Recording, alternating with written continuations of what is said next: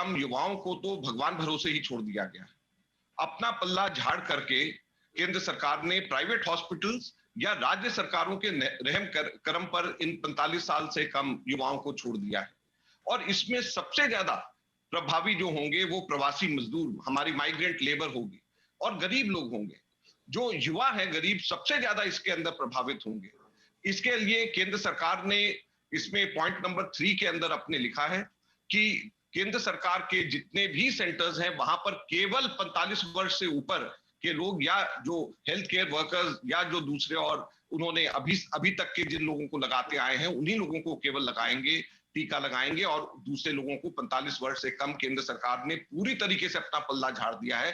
तो उन लोगों को प्राइवेट हॉस्पिटल्स के अंदर उनके मुंह मांगी रकम के ऊपर और राज्य सरकारों के रहम करम के ऊपर 45 वर्ष से कम युवाओं को पूरी तरीके से छोड़ दिया गया है। दूसरा बहुत इंपॉर्टेंट काम इसमें यह है, इसके अंदर करने की जरूरत है। दुख की बात यह है कि केंद्र सरकार ने इसकी कीमतें तय नहीं करी। इसकी कीमतें प्राइवेट उत्पादकों के हाथ में छोड़ दी है और उनके साथ में राज्य सरकारें जो नेगोशिएट करेंगी या प्राइवेट हॉस्पिटल जो नेगोशिएट करेंगे उसको कर दिया है। तो राज्य सरकारों को के लिए वैक्सीनेशन की कीमत केंद्र सरकार ने तय नहीं करी है। प्राइवेट उत्पादकों एवं प्रदाता के हाथों लूट एवं मुनाफाखोरी का यह लाइसेंस है। नई वैक्सीन पॉलिसी से प्राइवेट एवं राज्य सरकारों को भी केंद्र सरकार की कीमतों पर वैक्सीनेशन मिलनी चाहिए, ये हमारी मांग है। तो जो रेट पे केंद्र सरकार को मिल रही है और अभी भी 250 रुपए केंद्र सरकार के इंटरवेंशन के बाद में प्राइवेट हॉस्पिटल्स के अंदर एक एक टीका की कीमत है, तो वही कंटिन्यू आगे किया जाना चाहिए। इसको आगे मार्केट फोर्सेस के ऊपर छोड़ा नहीं जाना चाहिए, ये हमारी मांग है। तीसरा बहुत महत्वपूर्ण मांग है कि वैक्सीन निर्माताओं को कैपिटल इन्वेस्टमेंट की जरूरत है ताकि उत्पादन बढ़ाया जा सके। आज जो सप्लाई क्रेडिट की घोषणा करी है इससे कोई फायदा नहीं होने वाला। पूंजीगत सहायता की आवश्यकता है ताकि इसके अंदर प्रोडक्शन ये बढ़ाया जा सके। कंपलसरी लाइसेंसिंग के लिए भी पूर्व प्रधानमंत्री डॉक्टर मनमोहन सिंह जी ने अपने पत्र में लिखा था। जो कंपलसरी लाइसेंसिंग है उसके तहत जो हमारे जो फार्मा उद्योग हैं उनको और नए फार्मा उद्योगों को लाइसेंस दिया जा सकता है ताकि वो ये इन टीकाओं का निर्माण अपने फैक्ट्रीज में, अपने एस्टैब्लिशमेंट्स में कर सकें ताकि ज्यादा से ज्यादा निर्माता इसमें आ सके। अभी बहुत चुनिंदा कम निर्माता हैं और भारत की इतनी बड़ी पॉपुलेशन है, इतना बड़ा हम लोगों को टीकाकरण का हमारा अभियान है, तो कैसे केवल 2 या 3 फार्मा मैन्युफैक्चरर्स इसको कर पाएंगे? इसका केवल एक ही रास्ता है कंपलसरी लाइसेंसिंग का। इजराइल ने भी किया है इसके अंदर, जैसे डॉक्टर मनमोहन सिंह जी ने अपनी चिट्ठी के अंदर लिखा है, और हमारे समय में भी हम लोगों ने कैंसर के दवाइयों के लिए 2011 के अंदर हम लोगों ने भी 2012 में, बल्कि 9 मार्च 2012 में हम लोगों ने भी, हमारी सरकार ने भी कंपलसरी लाइसेंसिंग करी थी। तो अभी भी ये कंपलसरी लाइसेंसिंग की जरूरत है, ये हमारी मांग है। चौथी मांग।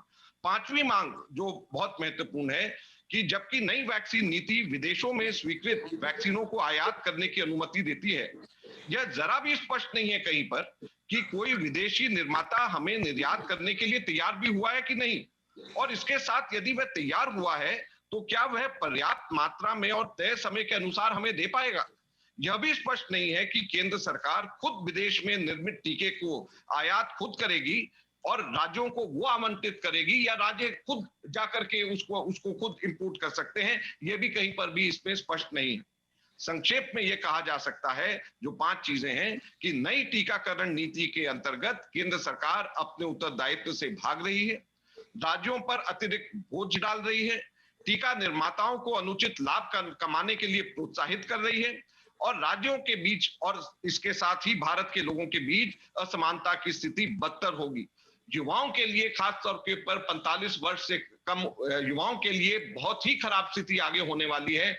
और 1 मई को जब ये शुरू होगा तो हम सचेत करना चाहते हैं कि अराजकता जैसी स्थिति पैदा होगी जब कम उम्र के जब युवा आगे चाहेंगे कि उनको टीका लगे और प्राइवेट हॉस्पिटल्स और प्राइवेट मनमानी कीमतें वसूल करेगा। राज्य सरकारों के पास में उतनी ताकत, परचेजिंग पावर अलग अलग जगहों पे नहीं होगी। कुछ राज्यों के पास पैसा है, कुछ राज्यों के पास पैसे की स्थिति नहीं है।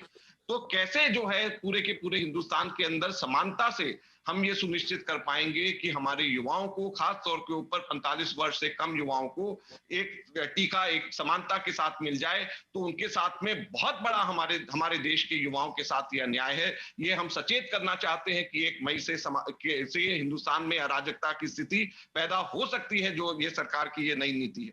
दुनिया में अन्य किसी भी देश में किसी भी लोकतांत्रिक सरकार ने अपने टीकाकरण कार्यक्रम को बाजार की ताकतें, मार्केट फोर्सेस द्वारा निर्धारित करने के लिए स्वतंत्र नहीं छोड़ा है। और इसके पीछे अच्छे कारण हैं जरूर पूरे के पूरे विश्व में। हम आशा करते हैं कि हमारे द्वारा रचनात्मक सहयोग की भावना से सुझाए गए ये 5 सुझाव जो हम केंद्र सरकार के सामने रख रहे हैं, ये राष्ट्रीय आपदा की घड़ी में केंद्र सरकार इसके ऊपर ध्यान से और गंभीरता से इसके ऊपर विचार करेगी। बहुत बहुत धन्यवाद। धन्यवाद sir. Jairam sir, you don't want to add anything? He's requesting to open other questions. Thank you. I had requested friends to send their question in advance so that we do not have repetition and we wind up in time. The first question is to Sri Chidambaram. Sir, you are being asked, what would Congress... No, let them ask. I think they should ask themselves. Okay. In that case, I will request whoever has sent this question, please come and go ahead and ask what would Congress have done differently. Who had wanted to ask this question? Question must be asked by the questioner. Yes, sir, we try to do that. Viniji.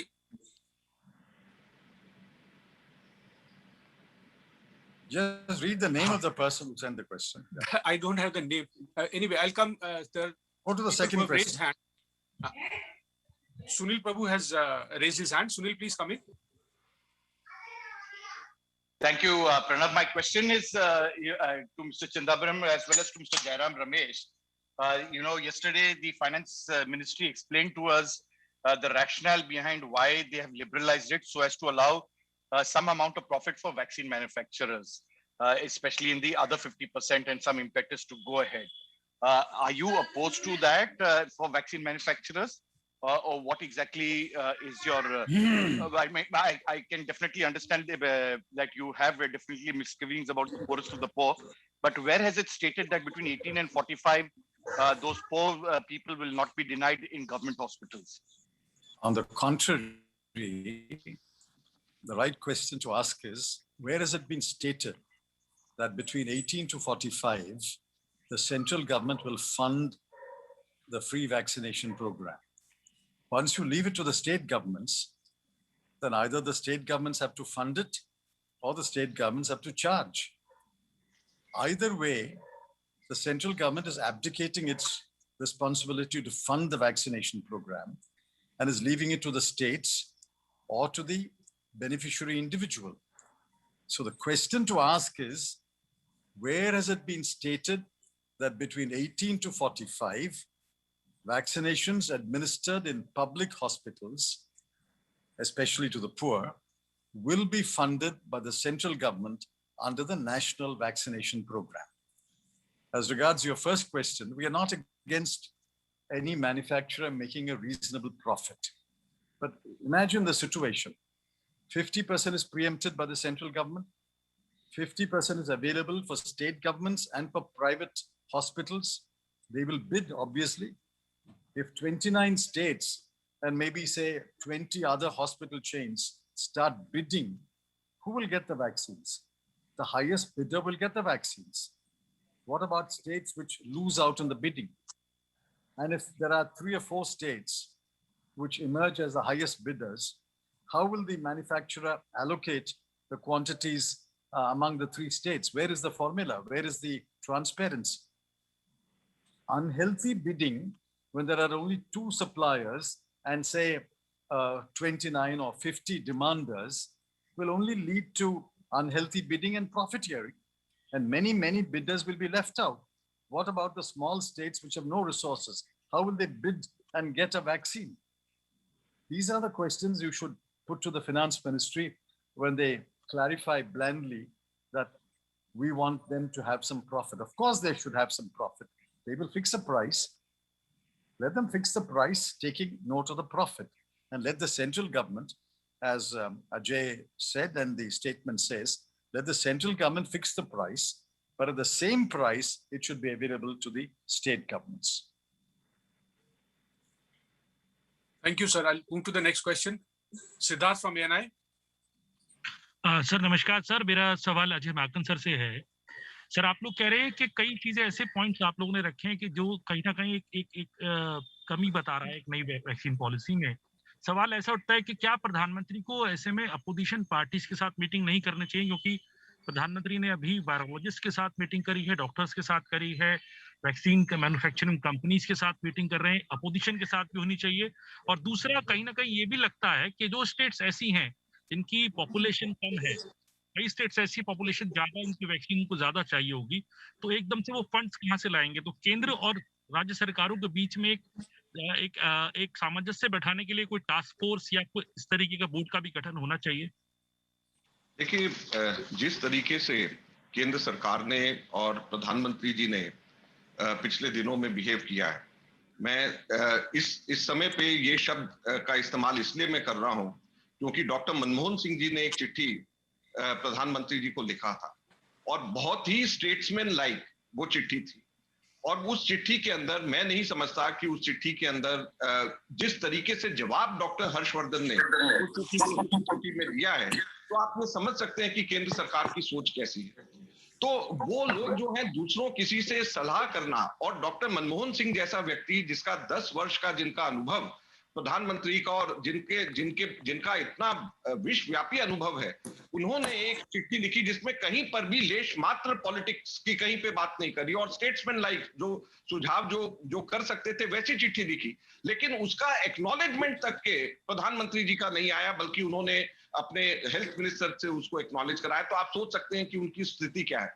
Rahul Gandhi ji ने 8 अप्रैल को चिट्ठी लिखी और उसका भी कोई acknowledgement, जो principal opposition party के सबसे बड़े हमारे लीडर हैं, उनकी तरफ से भी कोई वापस जवाब। तो ऑल पार्टी मीटिंग की तो बात दूर, कम से कम हम लोगों की चिट्ठी को एक्नॉलेज करके उसको रिस्पेक्टफुली उसका जवाब तो इन लोगों को देना चाहिए। और सब लोग हम लोग भी जो सुझाव दे रहे हैं, ये अपने इतने बड़े हमारे जो एडमिनिस्ट्रेटिव एक्सपीरियंस है उसको पीछे रख करके हम लोगों के सुझाव आ रहे हैं। हम लोग कोई एकदम से ऐसे सुझाव नहीं दे रहे, और सब डुएबल वर्केबल लोगों के हितों को ध्यान में रख करके, खासतौर पे गरीब लोगों के हितों में ध्यान रख करके सुझाव दिए जा रहे हैं।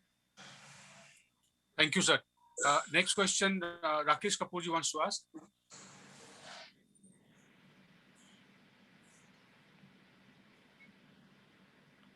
राकेश जी आगे। जयराम जी कुछ ऐड करना चाहेंगे इस पे सर? जरा